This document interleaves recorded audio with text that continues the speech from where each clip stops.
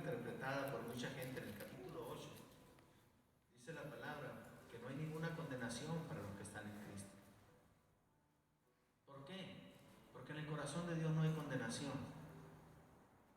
En el corazón de Dios no hay condenación. Alguien diga amén. Si en el corazón de Dios hubiera condenación, usted no se hubiera salvado. Así de simple. No podría haber ninguna persona en este lugar. Nadie podría llenar esta situación. Al contrario. Mire lo que dice aquí. Capítulo 8, Romanos 8. Romanos 8 dice: ahora pues ninguna condenación hay para los que están en Cristo Jesús, los que no andan conforme a la carne, sino conforme al Espíritu. Este verso ha sido muy mal interpretado. Esta es la palabra de Dios. Yo creo que ninguna condenación hay para los que están en Cristo. Yo lo creo. Pero los que condenan toman la segunda parte del verso después de la coma y dicen: pero para los que no andan conforme a la carne, sino conforme al Espíritu. O sea que si alguien anda conforme a la carne, sí es digno de condenar. Si alguien no anda conforme al Espíritu, es digno de condenar. Pero la realidad es que todos andamos en la carne. No hay ni una sola persona que se salga de la carne para andar en el puro Espíritu. Todos andamos en la carne. ¿Qué es lo que pasa entonces? ¿Cómo se puede cumplir esta palabra en la vida de las personas? O dígame usted, a ver, ¿alguien anda aquí en el puro Espíritu? ¿Alguien no anda en la carne nunca? A ver.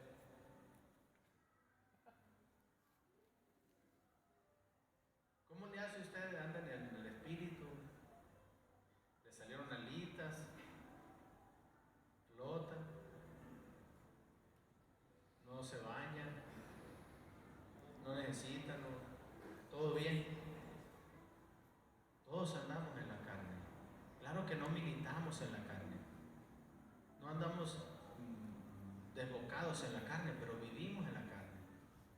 Tenemos esta naturaleza de carne, que un día como polvo volverá al polvo y el Espíritu volverá a Dios. Pero mientras esto no suceda, vamos a estar viviendo en la carne, y no hay condenación para los que están en Cristo. Amén. Si usted está en Cristo, no hay condenación. Déjeme decirle algo: el Espíritu Santo no trae sentimientos de condenación a las personas, aun que hayan cometido pecado. El Espíritu Santo no trae sentimientos de condenación. La condenación es un sentimiento de culpa que puede llevar a la persona hasta el suicidio. Hay un caso muy notorio. Cuando Cristo Jesús fue entregado a la cruz, el que lo entregó, ¿quién fue? ¿Quién entregó a Jesús? Judas. ¿Qué pasó con Judas? Se ahorcó. Dice la palabra que cuando él vio que había entregado sangre inocente, fue y se ahorcó. ¿Por qué se ahorcó? Por la culpa. Por la condenación que traía en su corazón. Él se sentía condenado, dijo: he entregado sangre inocente, ya no hay remedio para mí. Entregué al Señor, entregué al Hijo de Dios, entregué al Mesías, entregué al Cristo, ya no hay remedio para mi vida. Y fue, se ahorcó. La condenación puede llevar a una persona a la muerte, a la depresión, puede llevar a la confusión. En el corazón de Dios no hay condenación para el ser humano. Cuando el Espíritu Santo toca la vida de una persona que ha pecado, que ha hecho lo incorrecto, el Espíritu Santo no trae condenación. ¿Sabe qué es lo que trae? El Espíritu Santo trae tristeza en el corazón. La tristeza que es según Dios, según el Espíritu Santo, es para arrepentimiento. Una persona que peca, el Señor no la condena por su pecado, la entristece para que venga arrepentimiento. Ese es el proceso que Dios usa para que nosotros llevemos una vida correcta delante del Señor. Pero no es condenación. La gente condena. Inclusive los padres pueden condenar a los hijos, o los hijos acusar y condenar a los padres. que es el vínculo más familiar, más fuerte que puede haber. Pero aún sin embargo, Dios no te condena. Todos hemos oído, hemos leído, hemos testificado lo que dice San Juan 3:16, que de tal manera amó Dios al mundo, que dio a su Hijo unigénito, para que todo aquel que en él cree no se pierda, mas tenga vida eterna. Yo creo esa palabra. Yo creo que el Señor vino a darnos vida eterna. Yo creo que el Señor vino para que no nos perdiéramos. Y como si el Señor aclarara la situación, en el verso 17 dice, porque no envió Dios a su Hijo al mundo para condenar al mundo. Porque no está en el corazón de Dios la condenación. Dios no mandó a su Hijo al mundo a condenar al mundo. Nosotros nos podemos acusar unos a otros y condenarnos unos a otros. Pero Dios no mandó a su Hijo al mundo a condenar al mundo. ¿Sabe una cosa? El mundo sin Cristo ya estaba condenado. Ya estaba condenado, ya estaba sentenciado. El destino de los hombres sin Cristo era la condenación. Cristo Jesús vino a salvar al mundo. No vino a condenar, vino a salvar. Nosotros debemos de entrar en el ministerio de la justificación, que es el ministerio que es más glorioso. Cuando nosotros vemos que alguien reprocha, acusa a un pecador o a alguien que ha fallado, que alguien que ha caído, pues como que estamos de acuerdo con aquella persona.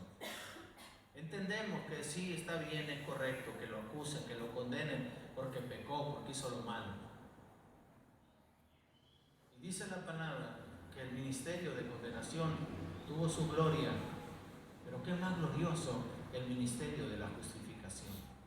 Cristo Jesús vino a justificarnos, vino a enseñarnos ese ministerio, para que nosotros también tengamos un corazón que justifica. Amén. Que esto es más glorioso delante del Señor. Ahora, ¿cómo podemos hacer con aquella persona que nosotros conocemos? Si es un pecador, si es un carnal, si es un mundano, si ya lo conoces, si yo lo conozco, ¿qué vamos a hacer con esa persona? ¿Qué debemos de hacer para interpretar correctamente la palabra que dice aquí?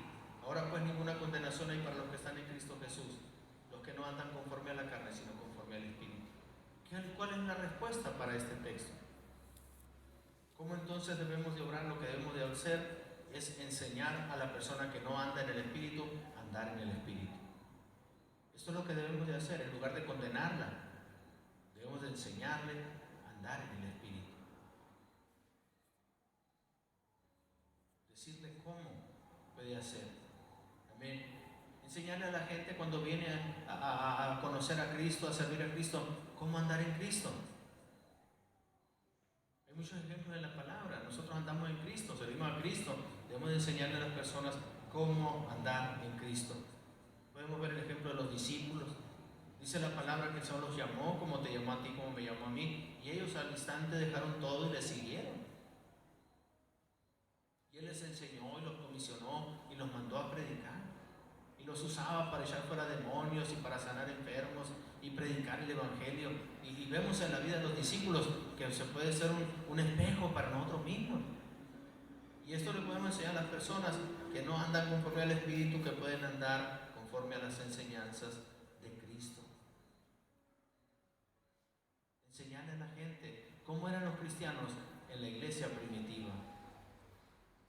Cómo se respetaban unos a otros, compartían el pan, las oraciones, cómo ellos se hermanaban cuando venían a formar parte del cuerpo de Cristo. No eran egoístas, no eran separatistas, no eran individualistas, al contrario, estaban en las casas todos los días, en las oraciones, en la congregación, estaban buscando siempre la presencia, la bendición de Dios. Hay cristianos que por causa de esta palabra dicen son carnales, andan en la carne. Un cristiano que anda en la carne es un cristiano que tal vez no le han enseñado a andar en el Espíritu. Y lo que necesita este cristiano en lugar de condenación es enseñarle a vivir su vida en el Espíritu. Amén. Por ejemplo, enseñarle cómo andar con Dios. Hay no caminó con Dios. Si Él no caminó con Dios, yo puedo caminar con Dios. Tú puedes caminar con Dios. El hecho de caminar con Dios va a cambiar tu forma de ser. Abraham fue llamado amigo de Dios. Tú puedes ser amigo de Dios. Puedes entrar en una relación con Dios. Dios llamó a Moisés y Moisés conoció el poder de Dios. Cuando Moisés terminó su ministerio, el Señor le habló a Moisés y le dijo que lo iba a retirar del ministerio. Le dijo: mira, unge a Josué para que ocupe tu lugar. Y el Señor le habló a Josué un día y le dijo: Josué, esfuérzate y sé valiente, porque como estuve con Moisés, voy a estar contigo también. La gente que anda en la carne, la gente que no ha aprendido, lo que necesita es que le enseñen cómo andar con Dios, cómo andar con el Señor Jesucristo.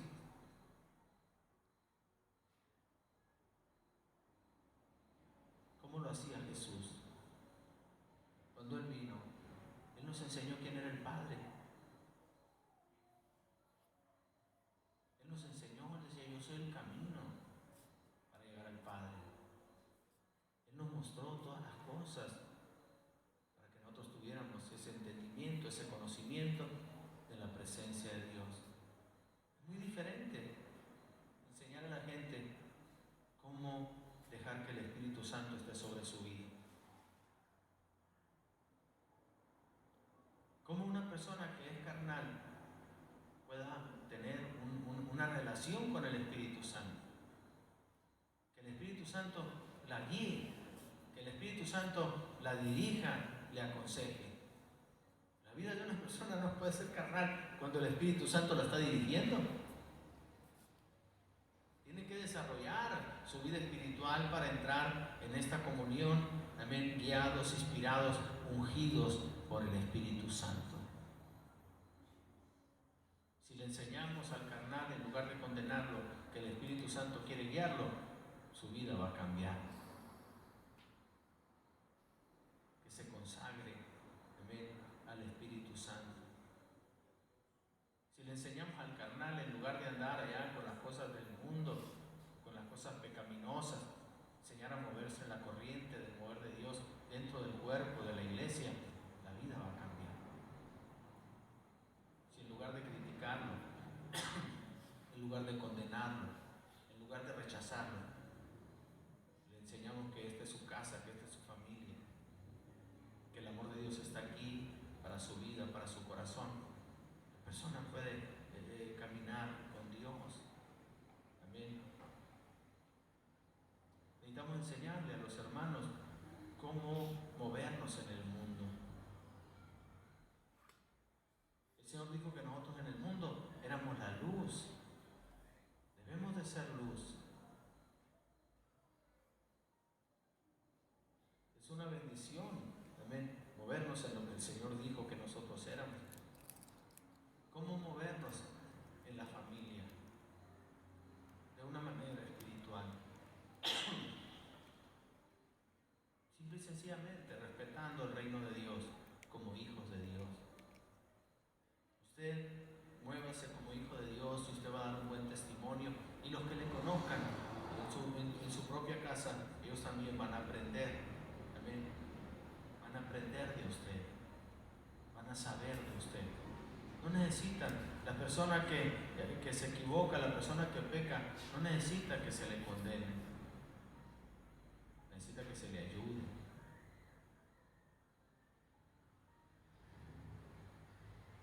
¿A cuánto les gusta que los condenen cuando hacen lo malo? ¿Por qué cree que la mayor parte de la gente cuando hace algo malo lo esconde, lo oculta? No quiere que los demás sepan. ¿Por qué creen? Para no ser juzgado. Porque se siente mal, porque sabe que hizo mal y no va a...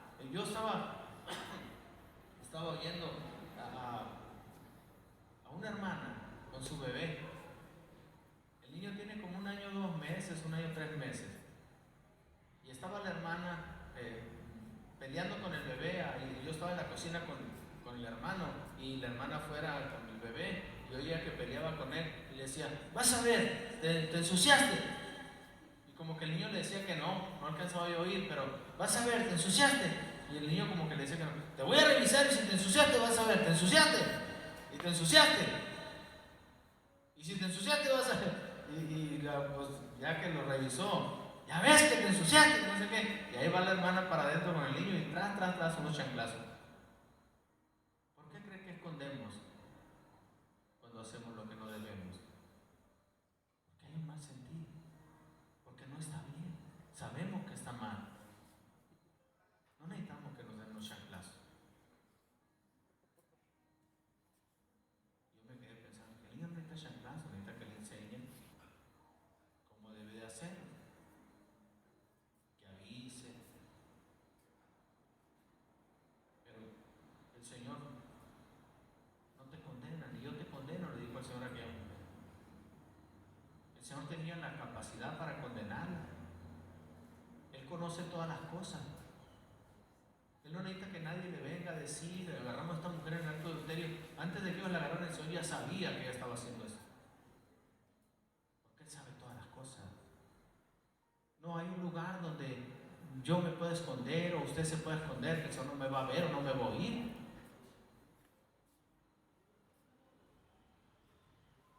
Y el Señor, que tiene la capacidad de saber todas las cosas, le dijo a la mujer: no están los que te acusaban, se habían ido, y yo te condeno, le dijo, vete y no peques más. Esto es lo que Dios quiere, amén, que nosotros entendamos que debemos de apartarnos en nuestra vida, pero esto debe ser también por nuestra propia voluntad. Entonces hay formas de enseñar al carnal